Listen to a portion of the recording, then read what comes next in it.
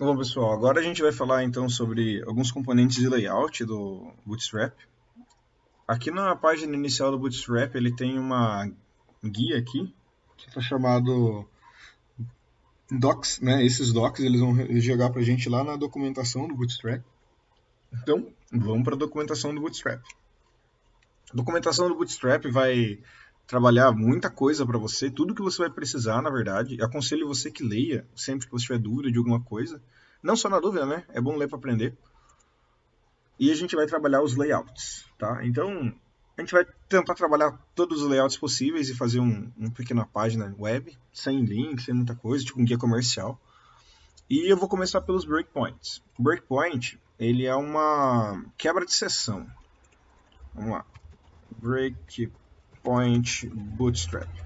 O legal é que eu sempre escrevo break errado, mas a ideia é que o breakpoint, ele é algo que não é só o Bootstrap que usa, né? Muitas coisas usam. Ele determina o tamanho das mídias aí para você da tela do celular, né, a largura, o width dele, para você mostrar uma certa imagem. Isso é importante porque às vezes você quer mostrar uma imagem para celular diferente do que você quer mostrar para um desktop. Então você consegue ver por aí. Bom, né, eu tenho aqui o extra small devices, medium, large e o extra large. Na documentação do Bootstrap, layout breakpoint, ele mostra essas relações para mim. Extra small, small, medium, large, extra, extra large. E qual que é a dimensão da sua largura para eu poder estar utilizando, né? Uma coisa que é muito interessante é que o Bootstrap, ele vê, não só o Bootstrap, né? A linguagem em si, ela vê do primeiro comando para baixo. Então ele vem aqui do menor para o maior. A gente vai fazer os testes, né? Eu vou te mostrar nos testes para a gente ver. E se você olhar isso aqui e não entender, calma. Quando você vai descendo aqui, ele vai falando para você como tá utilizando essa parte da documentação que é o breakpoint. Eu vou ler para vocês, né? A gente vai fazer uma parte juntos, não vou ler tudo, não é a ideia da aula, mas a gente está aqui, a gente vai ver como colocar isso para o CSS. Então eu vou usar um comando @media min width e vou usar como base as widths que ele está me dando aqui para poder estar trabalhando. Bom, então voltando aqui, né, para o nosso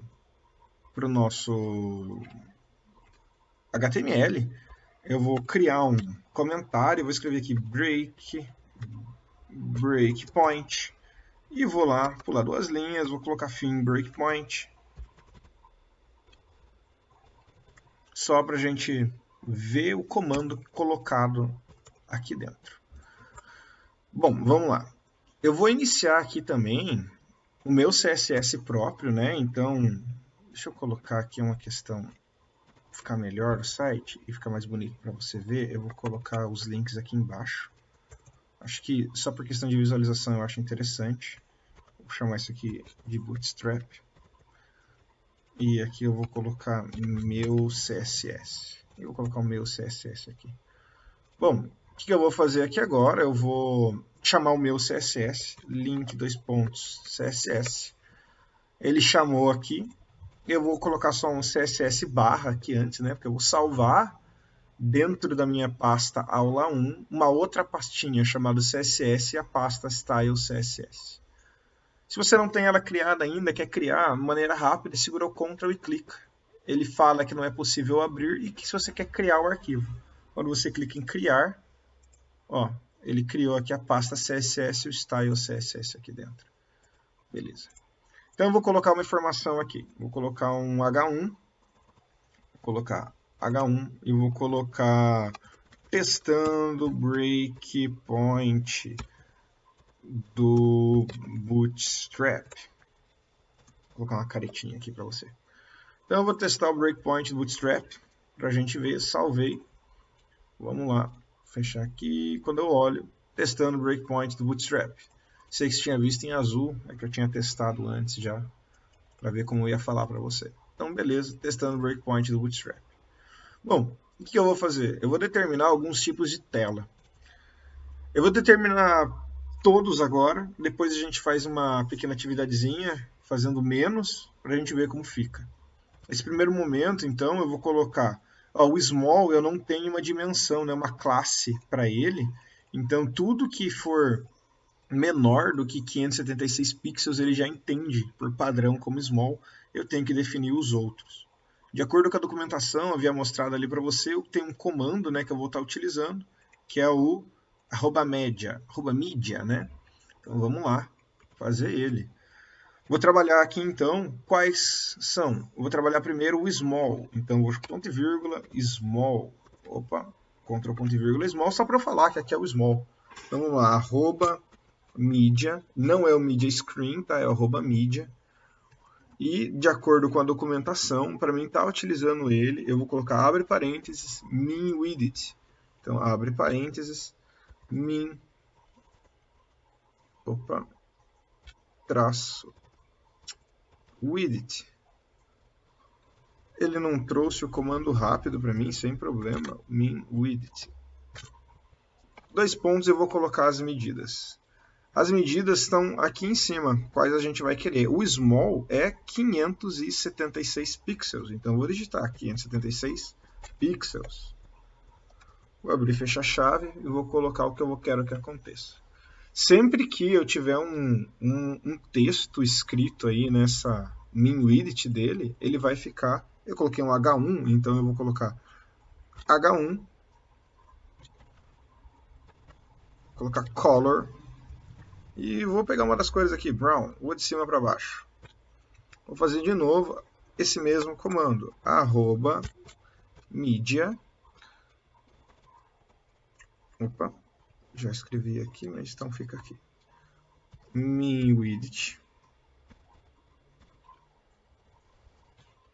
E a segunda é 768 pixels. 778 pixels. 68. 68 pixels. Então vamos lá, vamos colocar aqui esse H1, quando ele for esse tamanho, ele vai ter um color, sem querer eu digitei o Alice Blue, mas eu vou querer o Blue Violet. E eu vou fazer mais um só e a gente já testa, só para ver, né, para não ficar muito código e a gente acaba não sabendo o que a gente está fazendo.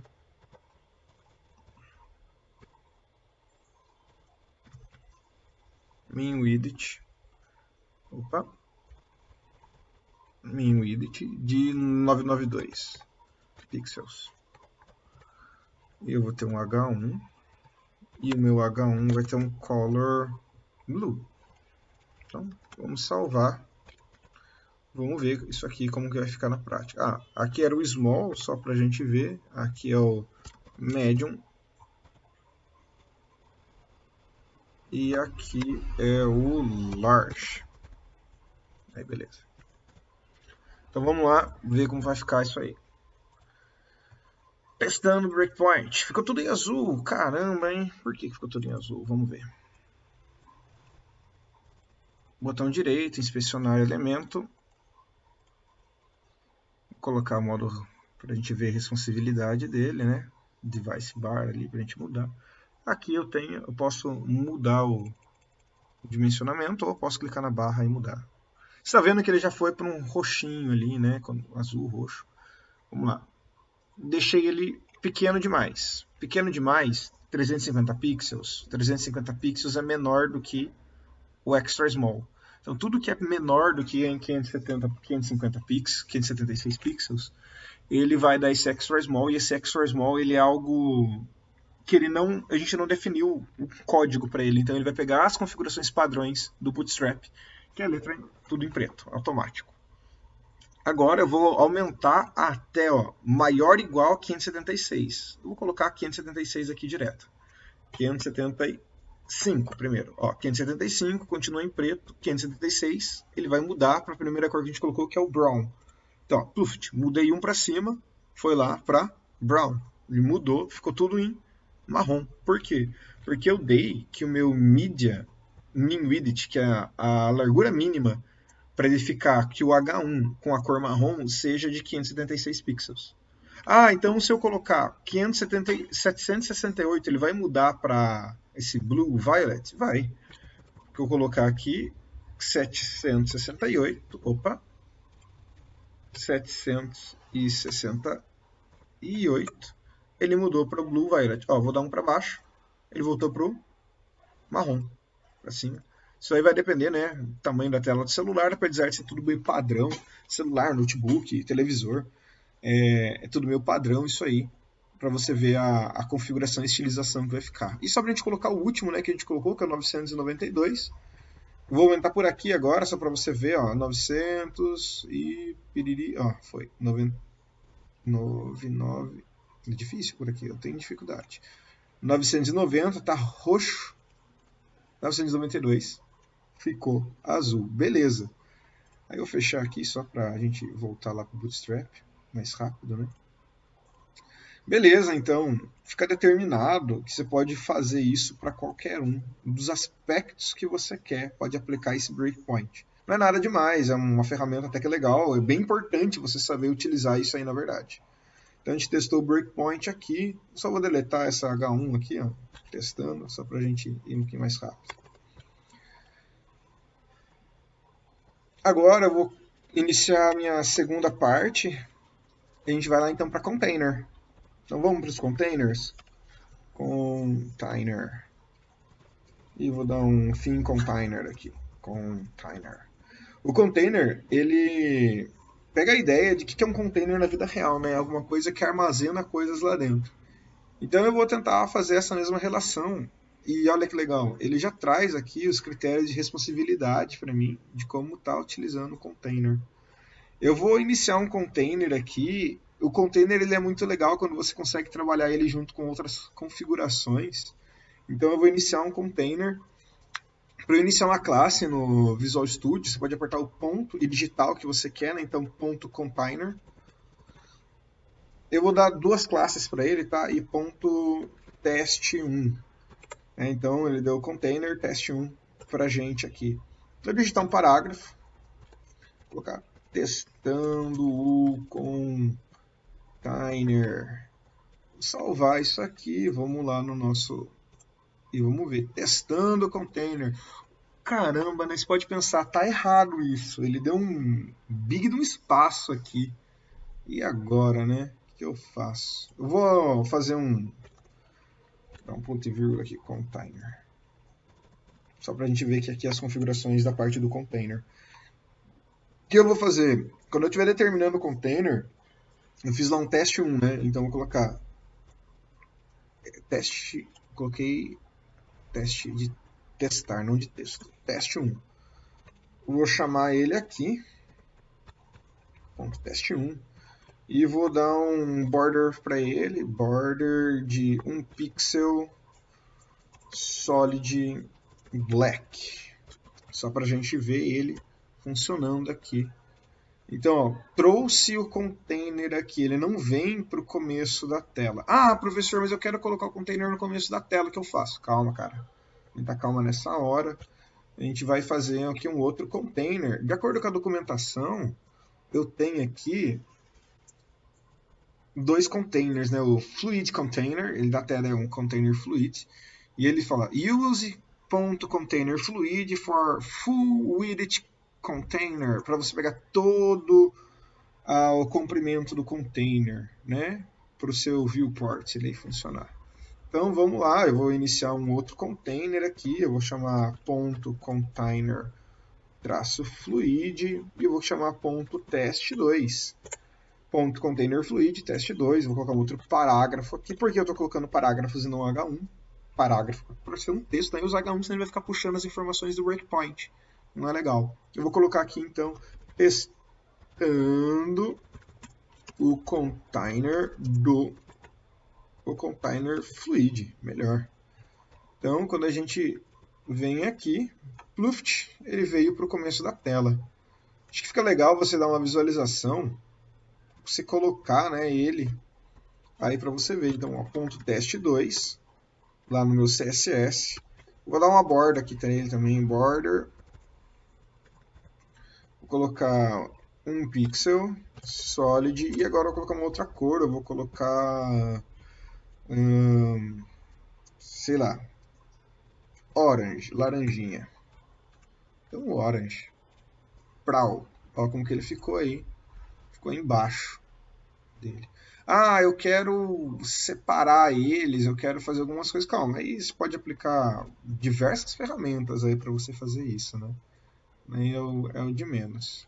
Você pode ficar pulando linha, você pode dar, dar margem, várias coisas. Ah, vamos dar uma margem só para você ver o que vai acontecer. Vamos lá. Margem. Como eu estou na parte inferior, o inferior é bottom, né? Então margem bottom eu vou colocar de 15 pixels. Ups. Margem bottom ele já dá aqui para você. Ah, mas eu queria aumentar o tamanho dele, eu não queria que fosse a margem. Primeiro, você quer aumentar o tamanho, uma das coisas que você tem que saber é que ele vai respeitar sempre a quantidade de informações que tem lá dentro. Se você quer aumentar sem respeitar essa quantidade de informações, quer fazer tipo sei lá, uma parte de informações, uma estilização própria, você pode usar o padding. Então, vamos lá, padding. Eu vou colocar só padding, daí ele vai pegar nas configurações gerais, vou colocar 20 pixels só pra gente ver o que vai acontecer. Luft, ele jogou tudo aqui. Ah, eu quero centralizar. Calma, a gente já centraliza, a gente já usa lá as propriedades do Flexbox pra gente centralizar. Vamos aprender devagar as etapas aqui antes. Então, beleza. Segunda etapa aqui a gente fez, né, o container, aplicou o container fluid, só pra gente ver como eles funcionam. E agora vamos para nosso grid. Cara, eu acho que o grid é o negócio mais importante que tem. De verdade mesmo. Porque o grid e o colunas aqui, tá, pessoal? Eu vou passar de uma vez só. Eles são para mim o mais importante que a gente utiliza. Pelo menos é o que eu mais uso para criação de site, tá? Para fazer layout, estilização, deixar ele de uma maneira bem bonita, bem eficiente na hora do meu cliente estar olhando. Eu costumo colocar sempre dessa mesma estruturinha que ele colocou aqui, né? Container, row e coluna. Então, como que eu faço, né? Vamos pensar nossas propriedades de grid. Fim grid. Vai. O grid, ele é uma grade, né? Ele vai ocupar coisas. Então, para eu colocar informações, eu tenho que saber como jogar elas lá dentro. Geralmente eu jogo elas dentro de um container. Então, vou dar lá ponto .container. Ó, se eu estou dando ponto .container, eu estou pegando esse primeiro container aqui, tá? Eu faço uma com um container e depois a gente copia e troca para container fluid para ver a diferença. Então, ponto .container, eu vou colocar ponto grid 1, para a gente ver que é o primeiro grid. E aí que eu acho legal, né? Desabafo rápido, quando eu vejo muita gente falando sobre grid, falando sobre propriedades, o pessoal às vezes tenta dar umas voltas mirabolantes, cara. E existem. Eu vou usar esse, depois eu vou mostrar um site para vocês, talvez na próxima aula, que facilita a utilização do grid. E é muito legal, eu gosto muito. Ponto container, ponto grid. Então o container ele vai guardar todas as coisas lá dentro. Então, quando eu penso num grid, eu penso geralmente em uma ideia de tabela, né? E o que uma tabela tem? A tabela tem linhas e tem colunas. Essas linhas que ela tem não necessariamente vão ter a mesma quantidade de colunas dentro delas. Então, vamos lá. Eu vou criar aqui uma row. Opa! E row a gente pode traduzir aí como linha. Tá? Vamos abrir um tradutor aqui. Tradutor. E eu vou digitar row. Não, a fileira, uma linha, né? A fileirinha ali. A linha que a gente pode estar utilizando. Então, ponto .row. E se eu digitar um parágrafo aqui agora, ó, vou digitar um P e vou digitar info 01. E a gente for ver lá no site, ó, ele já vai mostrar a informação 01. O problema é se eu quero colocar várias informações, então eu tenho que fazer uns gatos aqui que isso me dá uma complicada no início, né? Então, eu coloquei essa fileira e agora eu vou dar uma classe para ela aqui. Vou dar uma classe de linha 1. Só para quê? Porque aqui no style, vou dar um row aqui. E aqui no meu style, row não, eu vou colocar grid. Porque aqui eu posso dar como linha 1, eu quero dar uma border para ela só para você ver o que está acontecendo. Border é 1 pixel, solid, e eu vou usar uma cor red. Tá? Linha 1, linha 1. Ah, aqui acho que não está salvo. Isso, não estava salvo. Aí ela sumiu. Por que ela sumiu? Primeiro, porque essa informação que eu coloquei aqui, eu já até tirei, então vamos colocar ela de novo, né? Um parágrafo. Oi. Aí ele aparece. Se você quiser deixar ela sem, você pode dar um Regit aqui também para a linha, ó. E ele também vai ficar, só que ele vai ficar em branco, né? Não vai ter texto nenhum. Vamos dar um Regit de 50 pixels. Vamos ver como vai ficar. Regit de 50 pixels. Ele dá uma aumentada. Tirei, né? Comentei a linha. Ele some. Descomentei a linha. Ele aparece. Não aconselho você dar altura para uma linha quando você não tem informação dentro dela, quando você tem informação dentro dela, perdão. Por quê? Porque aí você pode fazer quebrar a linha, né? Não fica muito legal. Eu mostro um exemplo para vocês, só vamos colocar umas colunas aqui antes. Agora eu quero colocar uma coluna aqui dentro. Antes, quero separar ela um pouco. Vamos lá, pensa aí. Se eu quero separar, eu separei para baixo aquela hora, usei o margin bottom. Agora eu quero separar ela da parte de cima, né? Eu quero tirar ela, afastar essa parte superior aqui. Eu vou dar margin top. Vou colocar 50 pixels. Vai dar uma descida boa. Desceu, beleza. Ficou só a linha porque eu não tenho informações lá dentro. Vamos lá. Então, dentro da linha eu vou colocar colunas. Então, ponto call de coluna. De acordo aqui com ele, ó. Row determina a linha e o call determina a coluna. Então, ponto call determinou a minha coluna e eu vou marcar aqui dentro dela um parágrafo, informação, info, coluna 01. E quando eu dou um F5 aqui, ó, ele pegou e ele mostrou a informação. Cara, isso é muito legal, porque agora eu vou colocar uma outra coluna. Então, antes eu vou dar uma outra classe para ela, vou chamar de coluna 1, só para você ver o que eu vou fazer aqui. Então vamos lá, a linha, eu vou chamar aqui no meu CSS ponto coluna 1 e eu vou dar um background para ela, background color, e vou colocar biscuit. Não, uma cor que fique mais nítido, né? Blue, só para você ver. Aí ela ficou em blue, legal. Agora eu vou colocar uma outra coluna aqui, ó, ponto col, e eu vou chamar de ponto coluna 2 e eu vou dar uma informação para ela que vai ser info coluna 02. Ó, quando eu vou para o site e visualizo isso, ficou muito legal, porque eu tenho duas colunas, então ele dividiu o grid, essa linha, em duas partes idênticas, duas partes iguais. O grid por si só consegue fazer isso. Vou chamar aqui um ponto coluna 2 e vou dar uma cor para ela, um background color de esse aqua aqui. Dá um contrastezinho, a gente consegue ver legal. Uma coisa que eu acho bacana é que ele sempre divide no meio. Eu vou colocar mais então, vamos colocar mais informações aqui. Vou colocar mais colunas. Então, da ponto .co, quero colocar mais 5 colunas. O Visual Studio te permite você colocar vezes 5, ó, ele já cria 5 para você de novo. Eu vou colocar aqui info 3. Vou colocar trabalho de preguiçoso aqui. Info 3, info 4, info 5. Eu sei que você pode apertar Ctrl D, caso você já conheça o comando. Info 7. Ó, ele dividiu em 7 mais 7 coluninhas aí, sempre partes iguais. E ele faz isso até quando? Está infinito? Não, infelizmente ele não faz até infinito. Ele faz, são 12. Então, ó, tem 7, vou colocar 8, 9, 10, 11, 12, mais 5. Vou colocar 6, né, para dar 13, mais 6. Eu vou colocar as informações aqui. Colocar algumas informações quaisquer aqui. Só para você ver. Aí, opa, 1, 2, 3, 4, 5, 6, 7, 8, 9, 10, 11, 12, 13. Essa 13ª era para ele ter caído para baixo. Talvez alguma configuração das coisas que eu tenha feito ele não caiu. Mas, por padrão, ele recebe só 12 grids. Acho que ele deve até falar aqui no nosso... aqui, ó. Número de colunas, 12. Eu coloquei um a mais. Ele foi... Algum erro aqui aconteceu. Vou até apagar aqui já, para isso não acontecer, para isso não ficar aparecendo para a gente. Isso é errado, né? Ele pode dar uma quebra aí dependendo da visualização que você for ter. Vamos ver, na verdade, se a gente consegue essa visualização errada aí.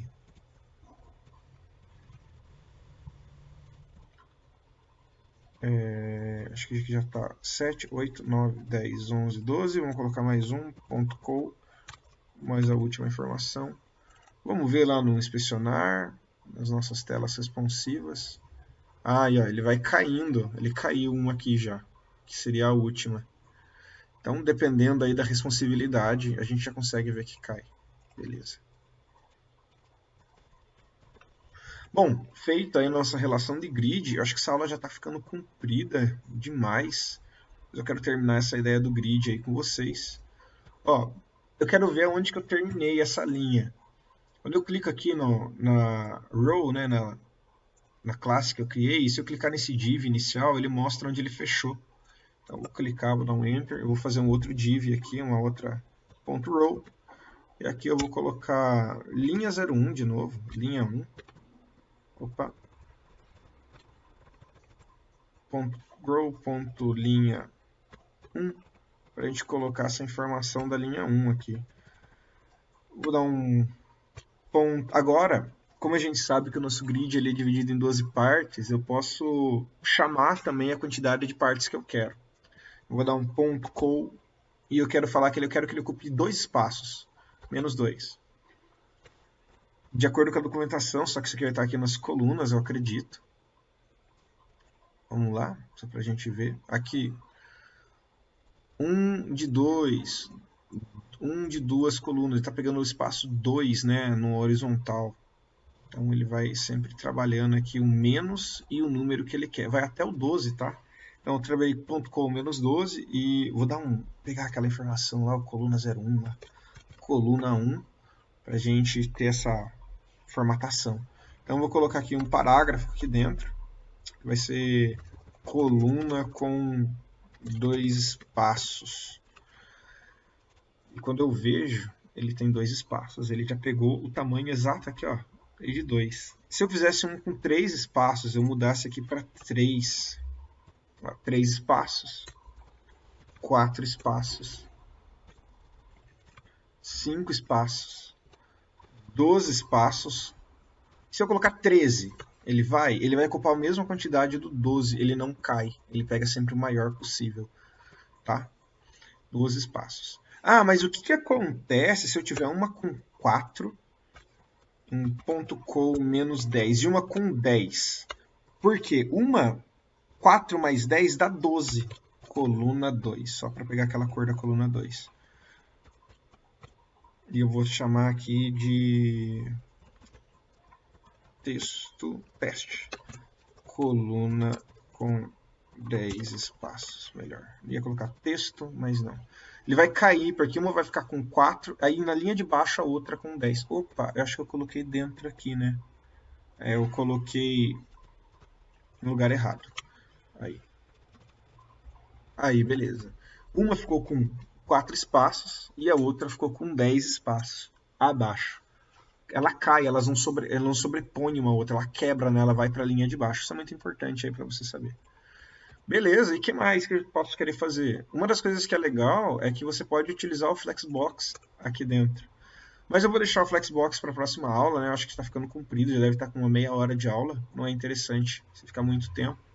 Testa, faz um exercício aí para você conseguir fazer. Tenta fazer esse exercício aqui ó, que eu vou colocar. Eu vou travar e vou mostrar aí a escadinha e você tenta fazer a escadinha, tenta colocar cor, escrever tudo certinho do jeito que eu vou fazer aqui, tá?